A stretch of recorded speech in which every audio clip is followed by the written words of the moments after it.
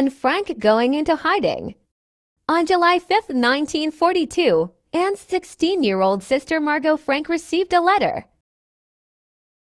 You must report to the Central Office for Jewish Immigration in Amsterdam on July 6th at 10 o'clock in the morning. You will be sent to a labor camp in Germany. Bring only what you really need. If you do not come, you will be punished.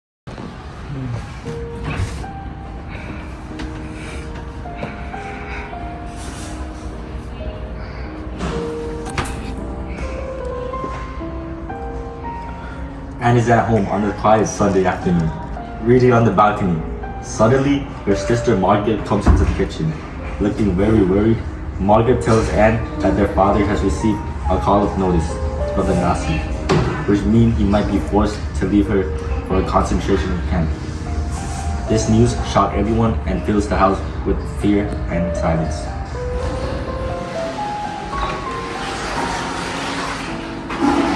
Later, Anne learns from Margaret that the call of notice is actually for Margaret herself, not their father.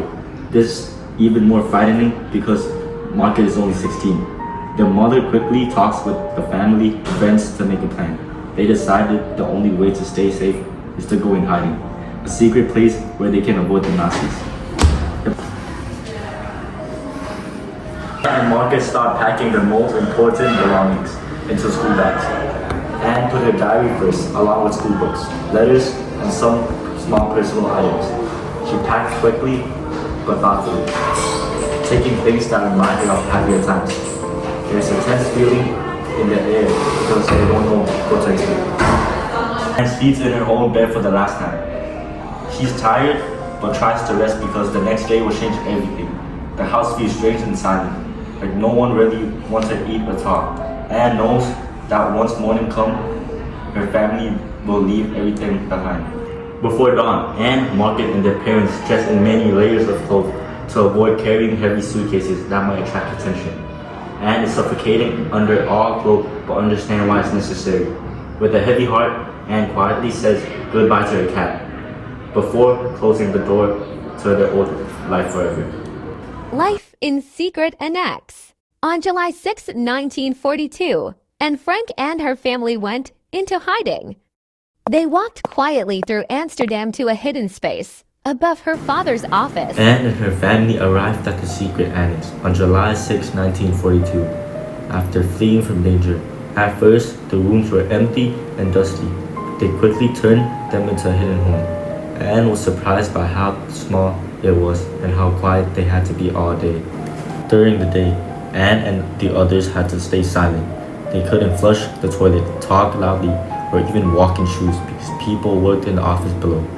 Anne often felt bored, but she passed time reading, writing, and studying.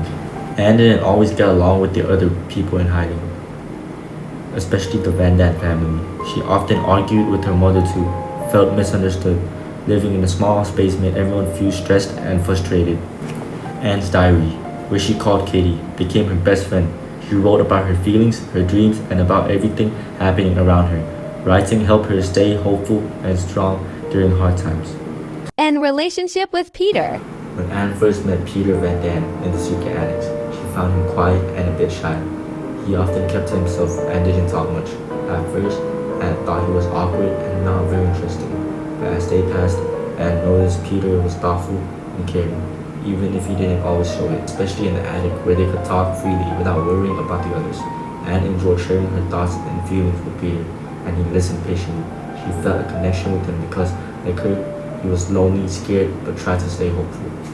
Anne started to develop romantic feelings for Peter. She wrote in her diary about feeling nervous and excited when he was near. Sometimes they would share small moments, talking quietly, laughing softly, or watching stars through the attic windows. These moments made Anne feel comforted and less alone during the long moments of hiding. Peter also seemed to appreciate Anne's company. He opened up more as they grew closer, and their friendship became a source of support for both of them.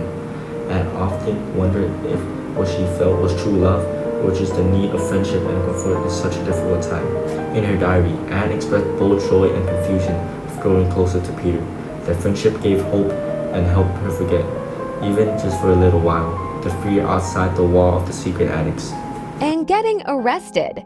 And Frank's diary ends on August 1st, 1944, just a few days before the terrifying moment when she and the others in the secret annex were discovered. On the night of August 4th, 1944, the hidden families were arrested by the Nazi. Anne, her parents, her sister Margaret, and the other people hiding with them were taken away from the safe hiding place. The people hiding in the annex were taken to the prison in Amsterdam called the Westbork Transit Camp. From there, they were deported to the concentration camps. Anne and her sister were eventually sent to the Bergen-Belsen camp, where conditions were harsh and many people suffered terribly. Tragically, Anne and Margaret both died in the early 1945, just weeks before the camp was liberated. Though Anne's life was cut short, her diary survived and became one of the most powerful reminders of the human spirit, the face of fear. Through her words, Anne continues to inspire millions around the world with her hope, courage, and belief that even in the darkest time, people can still be good at heart.